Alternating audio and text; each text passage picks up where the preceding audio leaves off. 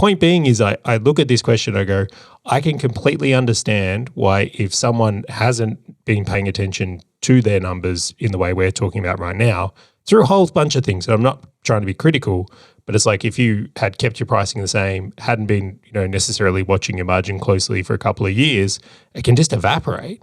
Completely. And if you're not tracking, like, cost of tools goes up as inflation and the cost of the world increases, but so do employees, so do all of these things.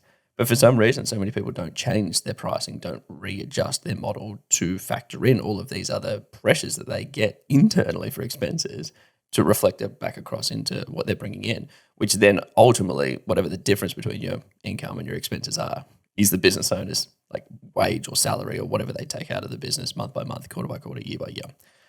So when someone sits at that point, Charlie, where they're like, oh my gosh, ping, the epiphany light bulb has gone off of, holy smokes, I need to sort of go back to this pre-planning.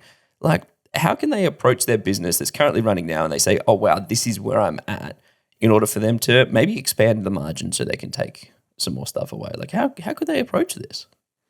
Yeah, so I do wonder if we do this too much, by the way, right? You've mentioned we do it like twice a week, and that's probably accurate. We're always looking at margin and ways to expand. But the thing I found most helpful in my own case, well, what's worked for me really, there may be other ways to do it, is like number one is awareness. Like there's the constant awareness of what my numbers are. So whether that's through weekly dashboards, my monthly reports, like a month never goes by where like, I'll put it this way, I'm never surprised when I open my bank account, ever. And maybe that's a great goal for some people, is to feel the same, where if you feel like you can just log in or get your reports and be like, that was unexpected, that would be a sign that the awareness thing isn't really there. We have that. What's the term? Charlie Mats. So that is a legitimate word. So Charlie just has these ways of looking at something, pondering for like 10 seconds. It's like, this is what it would be. And like, okay, I sit there and go, it sounds about right. And then we'll like do the maths and we're like, yeah, okay, that was way too spot on. Charlie Maths. Well, like when there's a chef that's like, in the kitchen, he goes, I need about that much spice. And it ends up being about the right amount of spice versus the person who has to like measure it out. Which, by the way, I am the person who has to measure it out when it comes to cooking. Like I don't have those chef skills. Just spice. Yeah, but that comes from experience, right? So I've been doing these types of businesses for so long now that I think my projecting is become pretty strong, just like from knee-jerk reaction. But I still validate that stuff with my reports. Completely. Doesn't make it any less frustrating for Bianca when she has to spend an hour doing maths on a spreadsheet in bookkeeping to get a number that I'm like 1% out on. Yes, it is frustrating. I will represent her opinion. It is, Charlie. Yeah. So to the point, the second thing, the thing that's really helped me pass the awareness stuff is like scenario planning. And this is something I think you and I would do particularly well. So we have a spreadsheet, which we call our capacity forecast spreadsheet.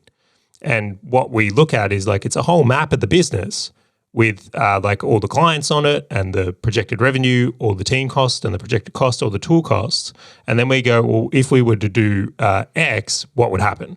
Yep. So we go, if we started a new division that does TikTok ads, or we bring on a cost that's supporting Charlie's new idea for a podcast, which is called Full Bellies and Full Bank Accounts, which is a mixture of a cooking show and investing with me and Grant, where I serve him delicious food. Tell us if you like that idea, by the way. Tell us if you like that idea. I was seed dropping. We're seeing if we're going to get some support for it.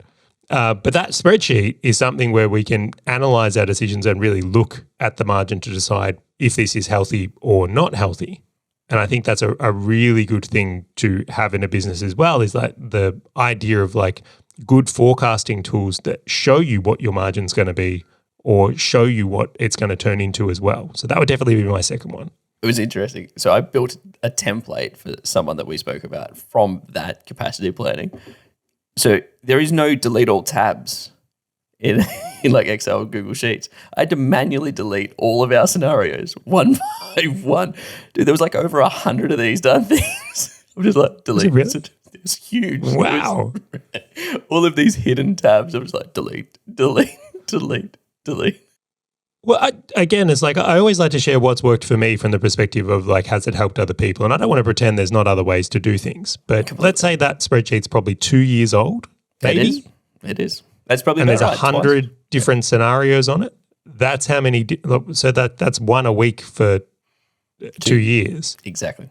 That's how many different scenarios and thinking and planning and knowing of different margins and like really it shows you the financial outcomes, not incomes, outcomes of if I do X, what's going to happen here. Yep.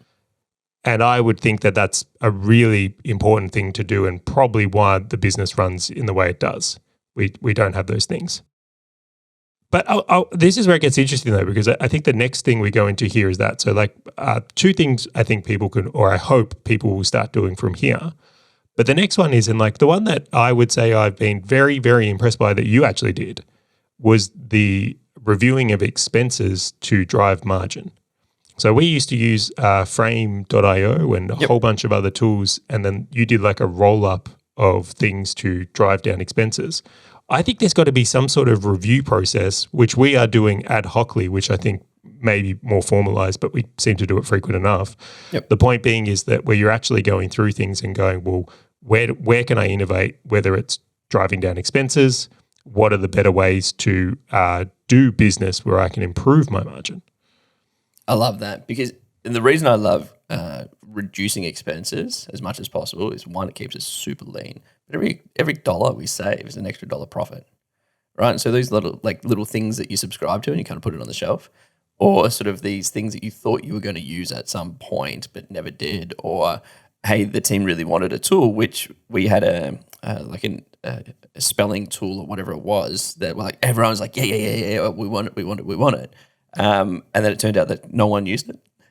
Like there was like, we were paying for like, 15, 20 licenses for this thing. It was like 1 or 2 people used it. I'm like, well, obviously you don't need it. I was one of those people. Completely. And so it's like, okay, cool. Like let's remove this thing. And it's just cutting back down the bloat because that expands the margin 100%. Whatever you remove is complete profit.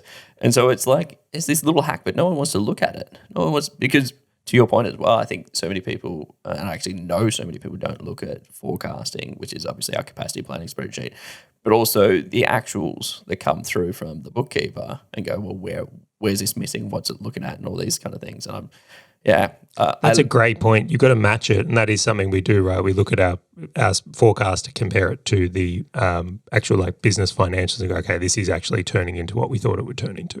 Completely. And the thing I just want to put on top, like we don't over-engineer this thing. So we're not doing like 12-month forecasts and trying to like over-engineer and go, have we achieved all this? No. It's very organic in the way that like we review these things weekly. Like I don't review expenses weekly, but as the bookkeeper says, hey, this is what we've spent, I will routinely pick these things up because it's not like every 12 months I'm just going to go, hey, Charlie, let's go and do a planning day and let's go rip everything to pieces. It's organic. We have these regularly because I want it to be part of a routine. I would say it's almost quarterly if I would look at it. It's something that's kind of projecting the next quarter in most cases. Although there's definitely been some wild, like if we completely reshape the business, what would this look like? But that type of thinking, I think, is important there. Hey, fellow business owner, if this topic and value-packed short video has resonated with you at all, and you want to dive deeper into being a full stack business owner, check out the full episode by clicking the link on your screen or in the description right now.